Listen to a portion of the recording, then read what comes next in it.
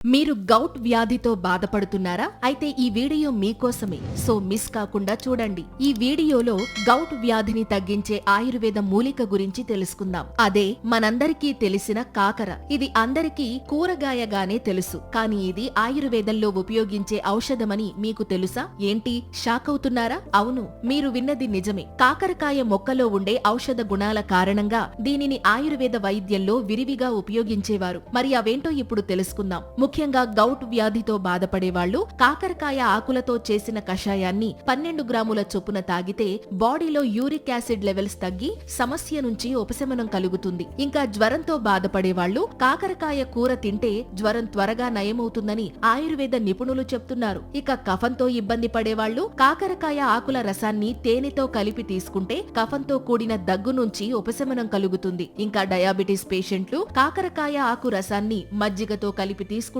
Sugar levels కంట్రోల్లో ఉంటాయి. అలాగే ఈ రసం కామెర్లను తగ్గించడంలో కూడా సహాయపడుతుంది. ఇక చర్మ వ్యాధులతో బాధపడే వాళ్లు కాకరాకు, కుప్పింటాకు కలిపి నూరి వాటిని శరీరంపై లేపనంలా వేసుకుంటే చర్మ వ్యాధులన్నీ తగ్గిపోతాయి. అలాగే బ్లోటింగ్ తో బాధపడే వాళ్లు కాకరకాయ ఆకుల పసరును మజ్జిగలో కలిపి తీసుకుంటే బ్లోటింగ్ నుంచి ఉపశమనం కలుగుతుంది. అయితే వీటిని ఆయుర్వేద వైద్యుని సలహా మేరకు మాత్రమే ప్రయత్నించాలి. ఈ సమాచారం మీకు నచ్చినట్లయితే ఈ వీడియోని లైక్ చేసి మీ ఫ్రెండ్స్ అండ్ ఫ్యామిలీ మెంబర్స్ కి ఇప్పుడే షేర్ చేయండి. ఇలాంటి మరిన్ని హెల్త్ వీడియోస్ కోసం వెంటనే మా ఛానల్ ని సబ్స్క్రైబ్ చేసుకోండి. Thank you.